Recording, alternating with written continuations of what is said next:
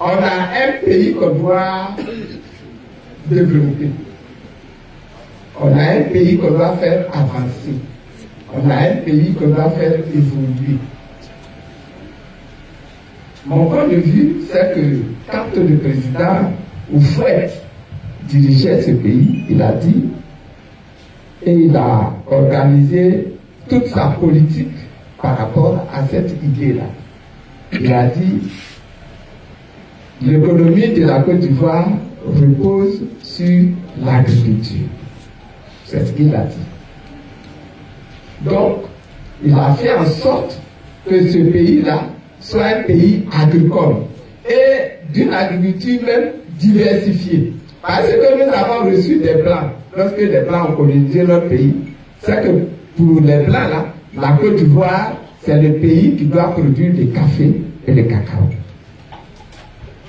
Et c'est ce qu'ils nous ont appelés à produire, le café et le cacao. Et quand on produit du café, quand on produit du cacao, quand on récolte, ils viennent, ils achètent la récolte là, brute, et puis ils s'en vont, ils transforment, et puis ils reviennent nous vendre ce qu'on doit consommer.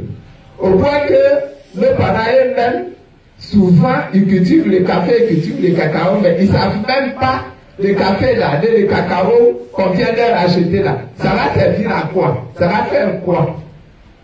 Et ils voient le chocolat revenir, ils voient le café revenir, et on vous vend maintenant le Nescafé, le Nescao, voilà ce qu'on consomme. Alors que, avec le cacao là, il y a beaucoup de choses que les Blancs font.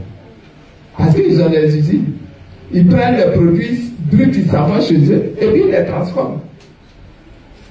Ils font du café moulu, ils font du café lyophilisé, ils font du chocolat, ils reviennent nous vendre ça. 10 fois plus cher que ce que nous avons acheté. Le président Houphouët, à son époque, a décidé de sortir de l'économie du café et du cacao là pour planter d'autres choses. Donc il a ajouté les banniers à huile, il a ajouté les cocos, il a ajouté l'ananas, il a ajouté les véas, et puis il a ajouté l'anacarde. Tous ces produits-là, c'est qui mange ça ici. Je reprends. Hein. Palmier à huile, coco, anacarde, café, cacao, ananas, EVA. C'est qui mange ça dans sa sauce tous les jours. Est-ce que vous voyez? Donc, toutes ces productions-là étaient faites toujours pour les étrangers. C'est les étrangers qui vont acheter notre ananas. C'est les étrangers qui vont acheter notre EVA. C'est les étrangers qui vont acheter notre palmier à huile. C'est les étrangers qui vont acheter notre coco. C'est les étrangers qui vont acheter notre anacarde, etc., etc., etc. Aujourd'hui, cette politique-là a atteint sa limite. Parce que nous produisons, mais nous ne contrôlons rien dans le prix du produit. Nous produisons, mais lorsque nous voulons faire un peu de pression avec notre produit, nous n'avons même pas le moyen de stocker notre produit là pour que ça ne se gâte pas. On n'a pas les moyens. Nous produisons, mais aujourd'hui, le temps est arrivé de transformer nous-mêmes nos produits. Le paysan français, il produit le raisin. Il cultive le raisin.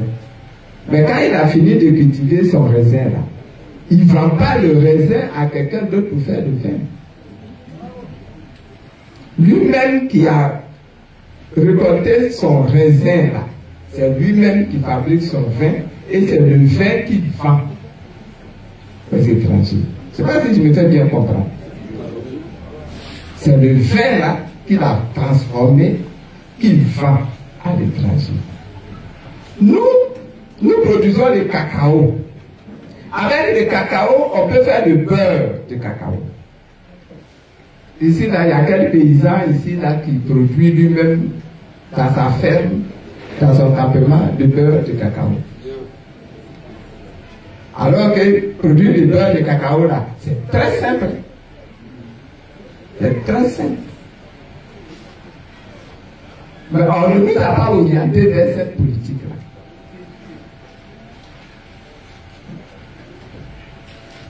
On a des paysans qui produisent l'anacarde. Il y en a beaucoup au nord, et même dans les centres-ouest, vers Taloma, Boisflé, tout ça. Il y a des plantations d'anacarde. Avec l'anacarde, là, on peut faire du lait de si bonne qualité, sinon même de meilleure qualité que le lait de vache que nous achetons ici, que les Blancs viennent nous vendre ici. Puisque nous, on n'a même pas de vache pour produire du lait. On va acheter du lait là, chez les dans les boîtes, etc., pour consommer. Mais avec l'anacarde, on fait du lait. Avec l'anacarde là, on fait de l'électricité. Mais la pomme d'anacarde, même que les gens jettent dans les champs, vous connaissez l'anacarde, non? Quand on produit l'anacarde, quand on raconte là, il y a sa pomme, il y a le petit bout là, où il y a la menthe là. C'est ça qu'on casse et c'est ça qu'on va vendre. Le fruit là, on jette. Nous les Noirs là, on est très forts pour jeter les choses que Dieu nous a données là.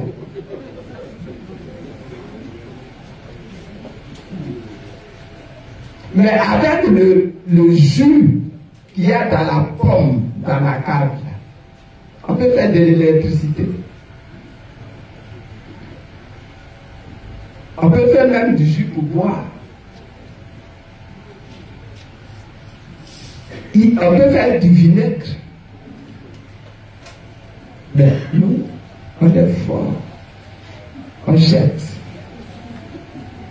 Et Dieu nous regarde de là-haut et dit, ces noirs là, ils n'ont pas encore compris. Ils gaspillent la marchandise.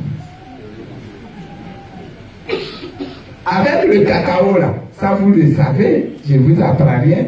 Quand au moment où vous avez cassé la cabosse, et puis vous avez enlevé ce qu'il y a à l'intérieur là, vous jetez ça sur la clé pour que ça sèche, mais il y a le jus. Vous faites quoi avec? Hein? On jette. On va appeler la Côte d'Ivoire le pays des jeteurs.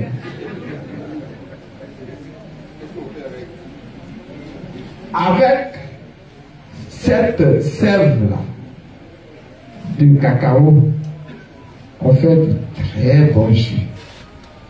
On fait du vin. On fait du vinaigre. Nous, on jette. Vous voyez? Quand on a cassé le cacao, on a enlevé la fève là qu'on va prendre là. Il y a un truc à l'intérieur tout blanc comme ça. Ça aussi, on jette. Ou bien, on jette, non? Or, avec ça, on peut faire du thé, on peut faire des médicaments. Mais nous, on jette. Même la cabosse, quand on a cassé là, quand on a enlevé, n'est-ce pas, la graine là-dedans, la cabosse là, on jette.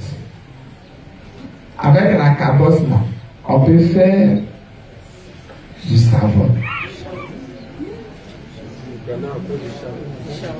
On peut faire aussi du charbon. On peut faire de l'engrais. Notre pays là, avec tout ce qu'on jette comme cabosse là, on devait être un pays producteur d'engrais dans le monde entier, peut-être même premier producteur d'engrais. Mais nous, on jette. Mais vous savez pourquoi tout ça? Parce que on a hérité ça de la politique des colons et qu'on n'a pas changé. Le colon là, lui, il avait l'intention de nous utiliser comme ces hommes de main pour produire son café, son cacao. Lui, il vient, il prend et puis il s'en va. Il y avait même un texte qui interdisait aux Africains sur leur sol là de créer des usines. C'était interdit. Aujourd'hui, je pense que l'État est venu de transformer nos mentalités, de transformer nos connaissances, de transformer notre politique pour que dans notre pays là, nous ayons des usines partout. Des usines de tout. Si tu fais du beurre de cacao, tu dois avoir une usine pour créer le beurre de cacao. Si tu veux faire de la poudre de cacao, tu dois avoir une usine pour produire la poudre de cacao. Donc quand tu es planteur, il ne faut pas te contenter d'être planteur. Il faut être planteur et il faut être transformateur. Si tu estimes que, bon, tout ça, on a vieilli, on n'a plus de temps, on n'a pas la connaissance, mais tu as ton fils qui est à l'école. Et qui est sorti de l'école et qui est au chômage chez toi. Que tu élèves sa femme, tu élèves son enfant. Et puis tu lui dis, il ne faut pas venir au champ parce qu'au champ, il y a trop de pauvreté. Mais c'est au champ, il y a la richesse. C'est au champ qu'il y a la richesse. Les femmes qui produisent le riz. Est-ce que vous imaginez que dans notre pays là, malgré vous, malgré tout ce que nos femmes produisent, on est obligé d'importer du riz depuis l'Inde, depuis le Japon, pour venir nourrir notre pays. Nous là, on peut aussi produire du riz jusqu'à exporter même le riz à l'étranger, à d'autres personnes, dans d'autres peuples, dans d'autres régions. Donc, notre économie, là, on doit transformer et donner une aussi grande place à la culture du vivrier qu'à la culture des produits de rente. Aujourd'hui, là, c'est qui qu'on cite comme grand producteur de tomates. C'est qui qu'on cite de la même manière que, à l'époque, vous savez, il y a eu la Coupe nationale du progrès, et on citait celui-là, un grand producteur de cacao, il a tel nombre d'hectares de cacao. Est-ce qu'on a cité un jour un homme ou une femme grande productrice de piment? Grande productrice d'oignon. Grande productrice. Même, je me suis promené dans les villages de Ganois et puis dans les villages de Guibérois pour leur dire que ici, là, vous avez un poulet local traditionnel. Et pourtant, quand on veut manger le poulet qu'on appelle poulet bicyclette, là, on est obligé d'aller au Burkina Faso qu'on a acheté. Pourquoi on ne fait pas l'élevage du poulet ici? On a le riz. Quand on a fini de cultiver le riz, on a le son de riz, qui est ce que les poulets peuvent manger. On peut planter le maïs, etc. Pourquoi on ne le fait pas? Il faut que ça devienne un des points de notre politique. Ici, on a d'autres ressources. On a le pétrole. Sur notre terre, on a du pétrole. Dans notre mer, là, on a du pétrole. Pourquoi nous-mêmes, à partir de ce pétrole-là, on ne produit pas l'essence, le gasoil, le super?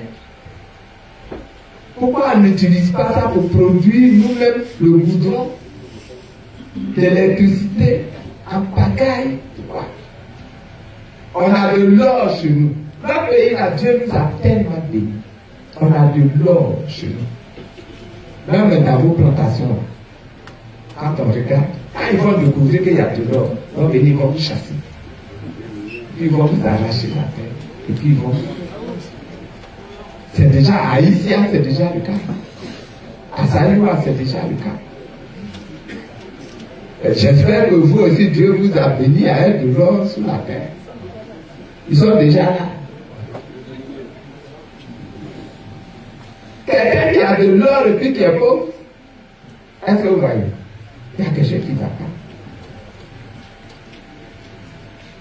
C'est pour ça que j'ai dit que la politique que moi je vous propose de faire, c'est une politique qui va transformer d'abord nos mentalités.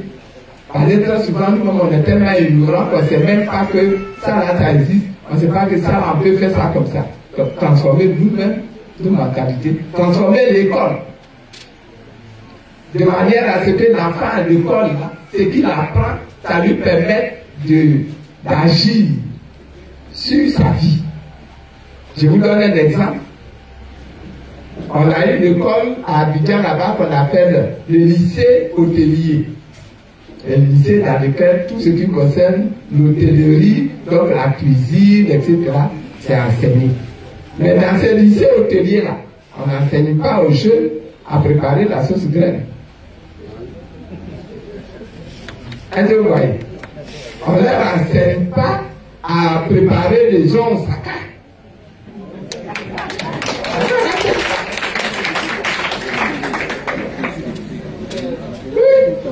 On ne leur enseigne pas à préparer les cieux encore. Jamais, on ne leur enseigne pas. Le logo soupoué. On ne leur enseigne pas. Que j'aime beaucoup d'ailleurs. Est-ce que vous voyez? Alors qu'on va leur enseigner à faire côtelette de mouton, pommes de terre sautées, saumon à la crème, saule meunière. Est-ce que vous voyez? Il faut qu'on change ça.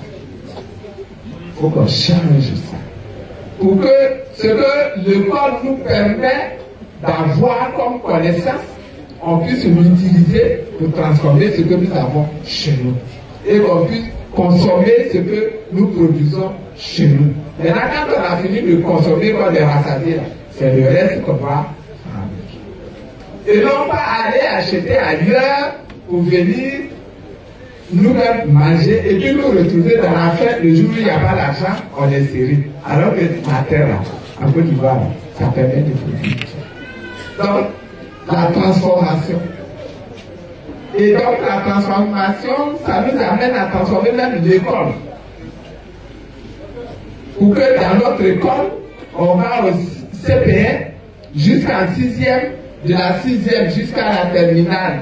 On est encore dans l'éducation générale, de sorte que l'enfant qui sort là, après le bac, il ne sait pas construire une maison. Il ne sait pas entretenir une route. Il ne sait pas travailler même dans une plantation, même quand son père est planteur. Il ne sait même pas apprécier même ce qu'on lui a donné là, dans la vie là, il n'apprécie pas. Il ne sait pas utiliser même les feuilles que Dieu a mis à sa disposition pour se soigner. Alors que nos parents connaissent plein de remèdes au village avec des plantes. Donc il faut transformer complètement le contenu de l'école. Pour que l'enfant qui sort de l'école, quand il sort de l'école, il sort un citoyen qui est bien implanté dans sa nation, dans son peuple. Nous avons souhaité également qu'avec l'école, là, on fasse ce qu'on appelle le service civique. C'est-à-dire que vos enfants sont à l'école, mais à un moment donné, on va les prendre pour aller entretenir les routes du quartier, pour aller construire l'école dans tel village qui manque d'école, ou qui manque de centre de santé, etc., etc. Ils vont aider à bâtir. En tout cas, chez moi, traditionnellement, c'était à ça que les jeunes servaient. Avant qu'il ne devienne un adulte qui peut se marier, là, il a montré qu'il est capable de gérer sa société et de résoudre les problèmes qui existent dans sa société, petits problèmes ou grands problèmes, et a les moyens de les résoudre. C'est l'école qui doit permettre ça. Notre société est complètement gâtée aujourd'hui. Donc on a souhaité qu'il y ait également ce qu'on appelle le service civique pour reprendre les gens, pour qu'on les oriente vers l'amour même de leur patrie, de leur nation, et qu'on fasse également l'éducation de la valeur pour avoir moins de voleurs, moins de menteurs, moins de tricheurs, moins de corrompus, moins de corrupteurs, etc. À partir de l'école. À partir de l'école. Et en intervenant également avec la formation de la personne. Je vais m'arrêter là. Il y a beaucoup d'autres choses qu'on a dans le programme. Mais je voulais vous donner une idée de ce que je pense qu'on peut faire dans ce pays-là pour rendre notre pays vraiment indépendant et que les populations-là ivoiriennes soient ceux-là même qui sont au cœur de leur développement, de leur économie, et qui maîtrisent leur économie et qui maîtrisent leur développement eux-mêmes. Que ce ne soit pas les autres qui viennent faire ça à notre place, mais que ce soit nous-mêmes qui tenions en main notre économie. Même si elle est petite, si c'est un artisanat qu'on a créé, si c'est une petite entreprise qu'on a créée, si c'est un petit commerce qu'on a créé, mais si vous avez une cinquantaine, une centaine de petits commerces dans chaque village où les choses sont entre les mains de vos enfants eux-mêmes, de vos femmes elles-mêmes, et non pas entre les mains des gens qui viennent de l'extérieur, vous voyez que le pays va devenir un pays plus fortifié. Plus fortifié.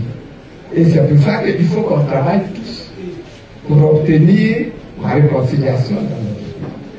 Il y a eu la guerre. Il y a beaucoup de gens qui sont encore fâchés à cause de la guerre.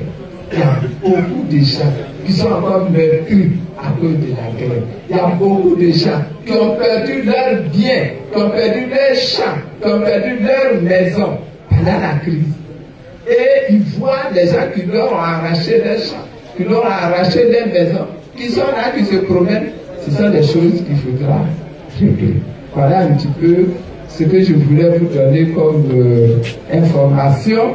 Et c'est pour ça que je dis que ça vaut la peine. Il ne faut pas aller s'asseoir pour bouder, pour pleurer sur soi-même. Ça vaut la peine. Il faut sortir. Si on sort nombreux pour voter, on va renverser la situation.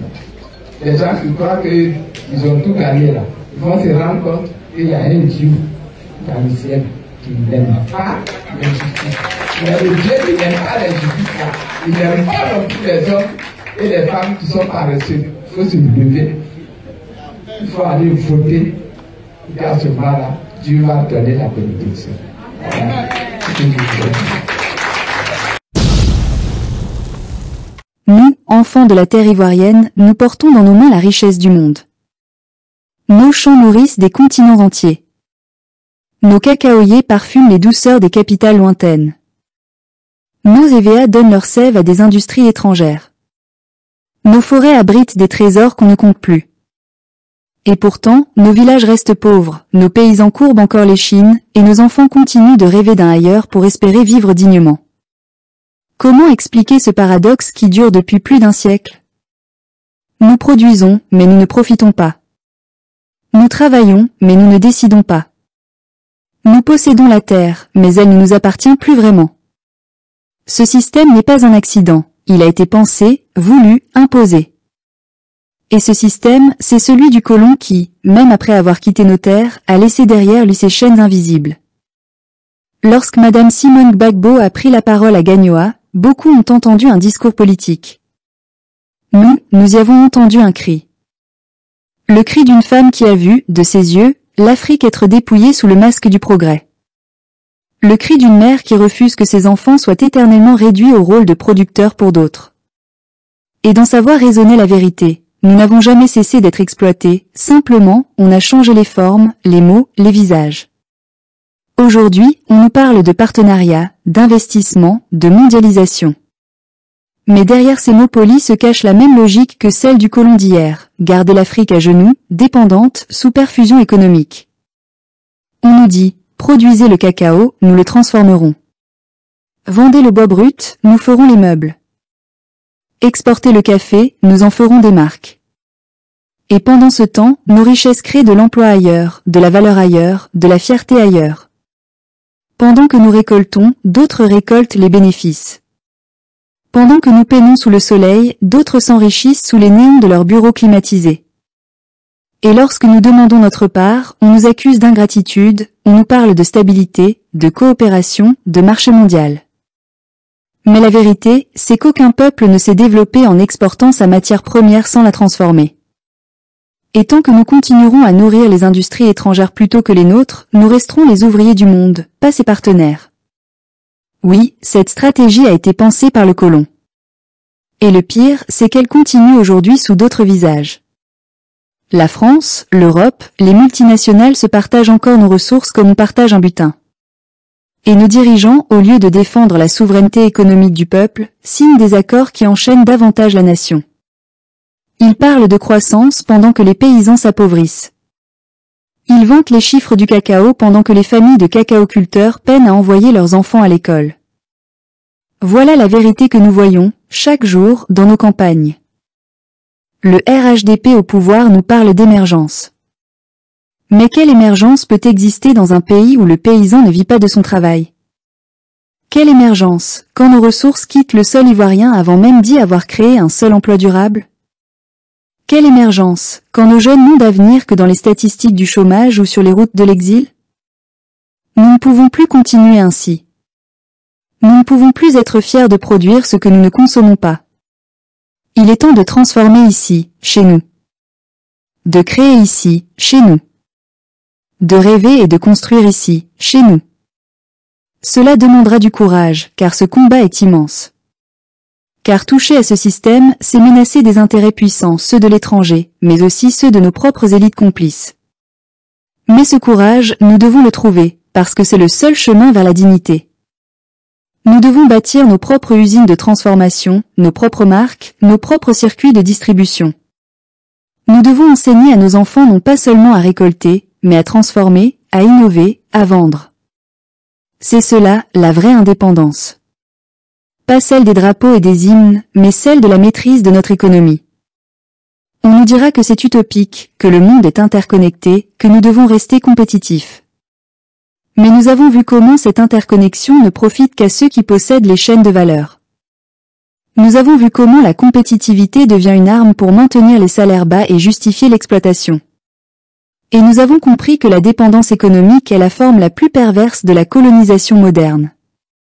Ce n'est pas seulement la France qu'il faut interroger. C'est aussi nous-mêmes. Nous avons laissé le système s'enraciner parce que nous avons cru qu'il nous protégeait. Nous avons cru que l'aide étrangère était une main tendue, alors qu'elle était souvent une laisse dorée. Nous avons laissé les élites signer en notre nom des accords qu'elles ne subissent pas. Mais aujourd'hui, la conscience s'éveille. Les peuples comprennent, se lèvent, réclament leur part de souveraineté. Nous ne haïssons personne. Nous ne voulons pas fermer nos frontières ni tourner le dos au monde. Nous voulons simplement que le monde nous respecte. Nous voulons une coopération juste, équilibrée, digne. Nous voulons décider de ce que nous faisons de nos richesses, de nos forêts, de notre cacao, de notre avenir. Et cela, personne ne peut nous le refuser. Quand nous regardons nos champs, nous ne voyons pas seulement des plantations. Nous voyons la promesse d'un avenir meilleur, si seulement nous avons le courage de le reprendre en main. Nous voyons dans chaque cabosse de cacao, dans chaque graine de café, la preuve que Dieu nous a tout donné, mais que l'histoire nous a tout pris. Et nous savons que le temps est venu de corriger cette injustice. Alors oui, nous remercions Madame Simone Gbagbo d'avoir rappelé cette vérité simple. La richesse de la Côte d'Ivoire ne doit plus être la pauvreté des Ivoiriens. Et ce message dépasse la politique. Il parle à tous ceux qui rêvent d'un continent debout, d'un peuple fier, d'une jeunesse libre. Le combat pour la transformation locale n'est pas seulement économique, il est identitaire. Car celui qui ne transforme pas ce qu'il produit reste dépendant. Et celui qui dépend des autres pour vivre ne sera jamais libre, même sous son propre drapeau. Nous voulons que nos enfants grandissent dans un pays qui ne vend plus ses matières premières aux plus offrants, mais qui construit sa richesse à partir de ses propres mains. Nous voulons que la Côte d'Ivoire cesse d'être le grenier du monde pour devenir une nation maîtresse de son destin. Et cela ne se fera ni par des discours, ni par des promesses creuses, mais par un choix ferme, rompre avec le système hérité du colon et penser enfin par nous-mêmes. Nous savons que ce chemin sera long, qu'il demandera des sacrifices. Mais chaque peuple libre a dû passer par ce courage-là. Et nous sommes prêts, parce que nous avons trop souffert de l'humiliation. Nous ne voulons plus que notre café, notre cacao, notre bois, notre or soient synonymes de misère pour ceux qui les produisent. Nous voulons qu'ils deviennent le symbole de notre renaissance. Nous ne parlons pas par rancune, mais par amour. Amour de notre terre, de notre dignité, de notre avenir. Et cet amour est plus fort que toutes les chaînes économiques, plus fort que toutes les menaces. Car il est le souffle même de notre souveraineté retrouvée. Oui, il est temps. Temps de rompre le cycle. Temps de reprendre la main. Temps de rendre à l'Afrique ce qui lui appartient, sa fierté, sa valeur, sa liberté. Et quand viendra ce jour, le jour où nos matières premières seront transformées par nos propres usines, vendues sous nos propres marques, fièrement consommées par nos propres enfants, alors nous pourrons dire, le cœur apaisé, enfin, nous avons brisé le sort. Enfin, nous sommes devenus maîtres de notre destin.